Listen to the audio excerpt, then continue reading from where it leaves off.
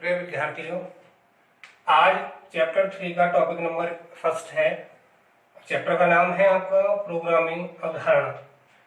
तो इसमें हम जो पढ़ेंगे आज वो फ्लो चार्ट के बारे में पढ़ेंगे। फ्लो चार्ट क्या होता है? तो फ्लो चार्ट को पढ़ने से पहले हम एल्गोरिथम के बारे में जानते हैं। एल्गोरिथम को हिंदी में बोलते हैं कलन विधि।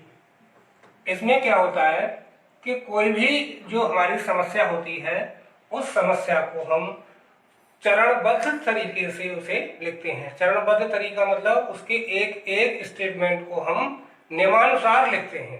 तो समस्या के समाधान संबंधी पदों को एक के बाद एक क्रमानुसार अपनी भाषा में स्टेटमेंट के रूप में लिखते हैं। उसे हम क्या बोलते हैं? कलन विधि या एल्गोरिथम। अब बात आती है फ्लो चार्ट की। तो जो हमने एल्गोरिथम लिखी है तो इसी एल्गोरिथम को चित्र के द्वारा यानी कि चित्रात्मक प्रतीकों द्वारा जब हम दर्शाते हैं तो वो क्या हो जाती है? फ्लो चार्ट उसे हम कहते हैं। यानी कि किसी प्रक्रिया के विभिन्न चरणों का चित्रात्मक प्रस्तुतिकरण यानी कि डायग्राम प्रेजेंटेशन। तो ऐसे में क्या होता है? फ्लो चार्ट में विभिन्न प्रकार की आकृतियों का प्रयोग विभिन्न प्रकार के निर्देशों को दर्शाने के लिए किया जाता है। जब भी हम कोई फ्लो चार्ट बनाते हैं तो उसको हम स्टार्ट से इस प्रकार से अंडाकार है, ये मैंने वैसे बना दिया है, वैसे ये ओवल में होता है इस टाइप से, ऐसे यहां से ये स्टार्ट के लिए और यही क्या होता है? स्टॉप करने के लिए। यानी कि किसी भी समस्या को जब हम फ्लो चार्ट के माध्यम से दर्शाते हैं तो इसी प्रकार यहां से इस चित्र के द्वारा हम स्टार्ट करते हैं और इसी चित्र के द्वारा इसे स्टॉप करते हैं। दूसरा, ये जो समांतर चतुर्भुज का आप चित्र दिखाई दे रहे हैं तो ये इनपुट और आउटपुट दर्शाने के लिए होता है। यहां हम इनपुट को रीड बोलते हैं और आउटपुट को राइट। रीड और राइट यानी कि जब भी हम कोई इनपुट लिखेंगे तो उससे पहले हम रीड लिखेंगे और जब भी कोई आउटपुट लिखेंगे तो उससे पहले हम राइट लिखेंगे। अब यहाँ जब इसके बाद में ये हो गया आपका स्टार्ट करने वाला, यहाँ इनपुट आउटपुट। देन उसके बाद ये जो आपका रेक्टेंगल बना हुआ है ये आयत, इसमें क्या होती है? ये प्रोसेसिंग वाला सिंबल होता है। यानी कि इसमें क्या क्रिया की जानी है वो यहाँ दर्शाई जाती है और उसके बाद उसका रिजल्ट क्या निकल के आया या उसका परिणाम क्या हुआ, डिसीजन, वो हम इस सम चतुर्भुज के द्वारा दर्शाते हैं। ये जो लाइनें मैंने दिखाई हैं ये एरो वाली, ये इनको हम फ्लो लाइंस बोलते हैं और ये जिस डायरेक्शन में होंगी हमको पता चल जाता है कि हम किस दिशा में बढ़ रहे हैं। जैसे ये इधर की साइड में है तो ये हमें पता है कि इधर की साइड में हम जा रहे हैं और ऊपर से नीचे की तरफ है तो हमारा जो फ्लो चार्ट है वो ऊपर से नीचे की ओर आ रहा है। उसके बाद आता है आपका कनेक्टर्स। कनेक्टर्स क्या होता है कि जब भी आपका कोई प्रोग्राम आप लिख रहे हैं और वो एक या दो या तीन पेज पे आया, दो या तीन पेज पे आया, तो मान लिया ये हमने पहला यहाँ ये स्टेटमेंट लिखे पहले पेज के, देन दूसरा पेज लिखा उसके स्टेटमेंट लिखे हमने और ये आपने तीसरे स्टेटमेंट लिखे। तो इन तीनों पेजों को जोड़ने के लिए हम क्या करेंगे? कनेक्टर्स का यूज करेंगे। यानी कि ये फर्स्ट पेज हो गया आपका, यहां हमने कनेक्टर लगा दिया और इस कनेक्टर में फिर हमने सेकंड पेज जोड़ दिया, ये सेकंड हो गया। ऐसे ही यहां से हम तीसरे वाले को जोड़ देंगे। तो ये जो कनेक्टर्स हैं ये क्या करते हैं? ये पेजों को आपस में जोड़ते हैं। उसके बाद आता है प्री डिफाइंड। ये प्री डिफाइंड का ये सिंबल दिखाया गया है। इसमें यह है कि जब भी हमने कोई फॉर्मूला यहां लगाया था, जब हमने प्रोसेसिंग की थी तो जब भी हमने कोई यहां फॉर्मूला लगाया था उस फॉर्मूले को हमें दोबारा रिपीट में लगाना है। जैसे मान लिया हमें सिंपल इंटरेस्ट लगानी है तो PTR/100, तो हमने यहाँ ये फॉर्मूला लगा दिया। इस फॉर्मूले की हमें आवश्यकता पड़ी दोबारा लगाने की, तो हम उसके लिए ये प्री डिफाइंड वाला सिंबल यूज करेंगे। अभी मैं इसका एक एग्जाम्पल बताई दे रहा हूं कि मान लिया कि हमारे पास 3 विषय हैं, एक आपकी हिंदी है, एक इंग्लिश है और तीसरा मैथ है। ये 3 हमारे पास सब्जेक्ट हैं और इनमें पास होने के लिए लगभग 33 और 33 अंक चाहिए।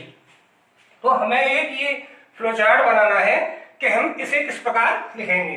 तो सबसे पहले तो हमने यहाँ पर इसे क्या कर दिया, स्टार्ट कर दिया। स्टार्ट करने के बाद ये फ्लो लाइंस लगाई।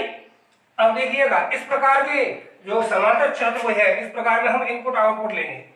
तो ये वाला हमने सिंबल बनाया और यहाँ पर लिख दिया हमने। देखो ये इनपुट के लिए मैंने क्या बताया था, रीड। तो यहां से हम क्या लिखेंगे, रीड।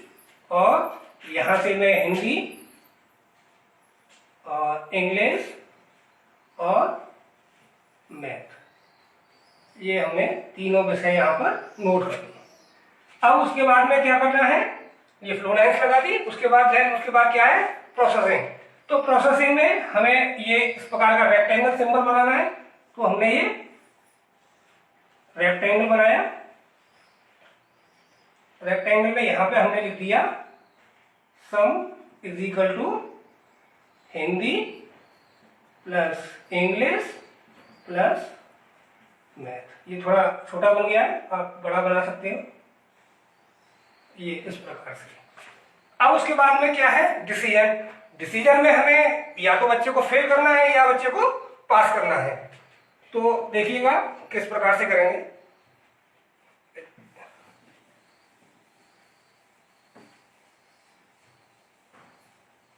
ये यहां तक मैंने लिख दिया। ये स्टार्ट का हो गया, ये इनपुट का हो गया और ये आपकी प्रोसेसिंग होगी। प्रोसेसिंग में हमने क्या कर दिया है, तीनों विषयों को जोड़ दिए हैं।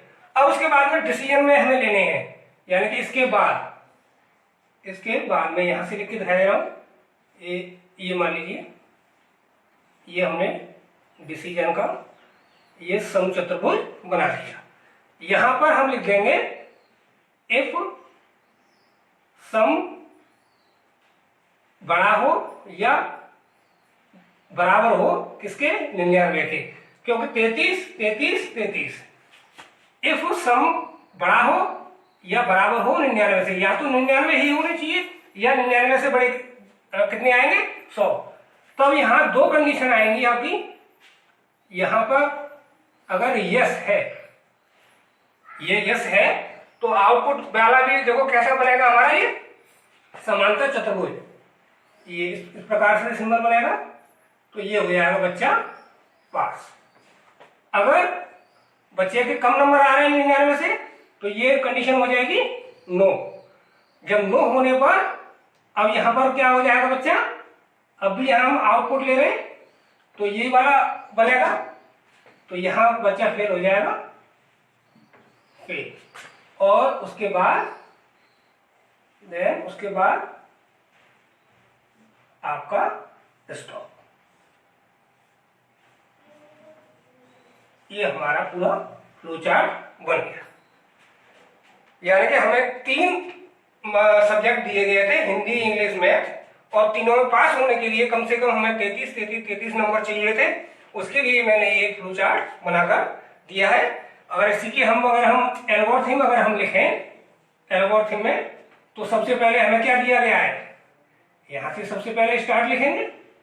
स्टार्ट में आपके इनपुट में हिंदी इंग्लिश और मैथ हो गया। देन उसके बाद में हमने क्या किया था, इनका सम किया था। तो sum equal to Hindi plus English plus math. और उसके बाद में हमने क्या लिया था, यहाँ पे डिसीजन लिया था कि इफ सम बड़ा हो या बराबर हो किसके, 99 के, देन वो क्या हो जाएगा, पास। और अदरवाइज वो क्या हो जाएगा बच्चा, फेल। और यहां क्या हो जाएगी आपकी, स्टॉप। यानी कि यही चीजें मैंने एक सिंपल स्टेटमेंटों में क्रमबद्ध तरीके से लिख दी, तो उसे हम एल्गोरिथम कह देंगे। और यही चीजें जब मैंने चित्रात्मक रूप में शो कर दी यहां पर, तो उसे हम फ्लो चार्ट कहेंगे। ओके।